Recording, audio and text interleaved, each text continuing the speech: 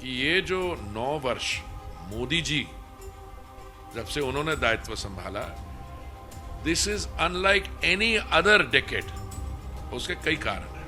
UPA government थी, उसमें क्या था, इनएक्शन, पॉलिसी पैरालिसिस एक्सेट्रा। इन 9 सालों में 2014 से लेके 2023 तक हमारी अर्थव्यवस्था जो है 10वें स्थान से लेके 5वें स्थान तक पहुंच गई है।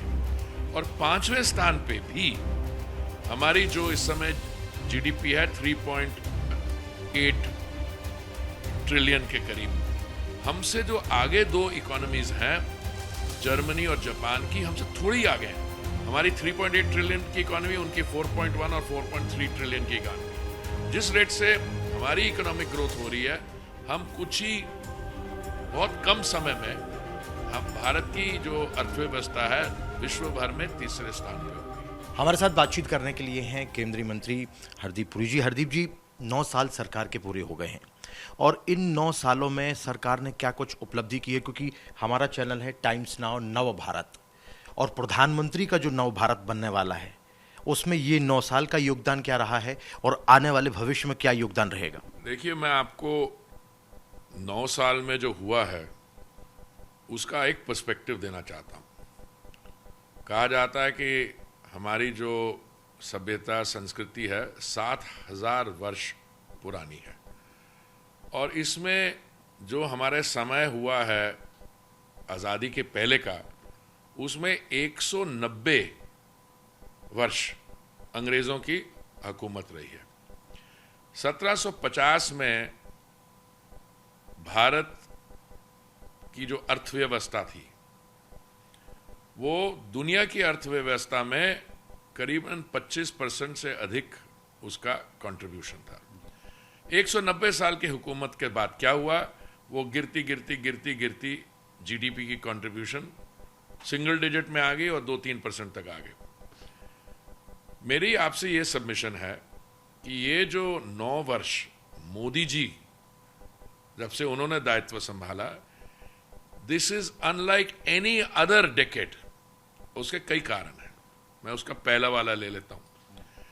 जो 2004 और 2014 के बीच में कांग्रेस लेड यूपीए गवर्नमेंट थी, उसमें क्या था, इनएक्शन, पॉलिसी पैरालिसिस एक्सेट्रा था। उसमें हम निकलते हैं। 2014 में क्या था, हमारी अर्थव्यवस्था जो है विश्व भर में 10वें स्थान पे थी। इन 9 सालों में 2014 से लेके 2023 तक हमारी अर्थव्यवस्था जो है 10वें स्थान से लेके 5वें स्थान तक पहुंच गई है। और 5वें स्थान पे भी हमारी जो इस समय जीडीपी है 3.8 ट्रिलियन के करीब। हमसे जो आगे 2 इकोनॉमीज हैं, जर्मनी और जापान की, हमसे थोड़ी आगे हैं। हमारी 3.8 ट्रिलियन की इकोनॉमी, उनकी 4.1 और 4.3 ट्रिलियन की इकोनॉमी है। जिस रेट से हमारी इकोनॉमिक ग्रोथ हो रही है, हम कुछ ही बहुत कम समय में हम भारत की जो अर्थव्यवस्था है विश्व भर में 3रे स्थान पे होगी। अब ये मोदी जी ने क्या किया है जो पहले नहीं हुआ। मैं आप किसी भी सेक्टर में आ जाइए, देखिए, लोग कह रहे थे 2 देश हैं यहाँ पे, एक इंडिया है और एक जो बाकी देश है हमारा, जो पीछे भारत है, जो पीछे छूट गया, गरीबों वाला। आप देखिए, मैं आपको छोटे से आंकड़े देता हूं। वो कहते हैं कि ये जो अर्बन सेक्टर है, दुनिया भर कहती थी इंडिया इज ए रिलक्टेंट अर्बनाइजर। उसका क्या मतलब है, बताता हूं आपको, आंकड़े देखे। 2014 में जो हमारी अर्बन जनसंख्या थी, पॉपुलेशन थी, वो टोटल की 17% थी। 17% का मतलब ये हुआ कि अगर 350 मिलियन आपकी पॉपुलेशन, उसके 17% शहरों में रहते थे।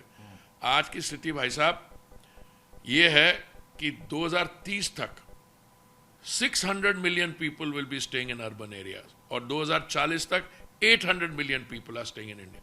और हमारी अर्बनाइजेशन मोदी जी के समय से पहले में क्या थी, जिसको रोजगार नहीं मिलता था ग्रामीण क्षेत्र में, वो टियर 2 और 3 सिटी में आ जाता था।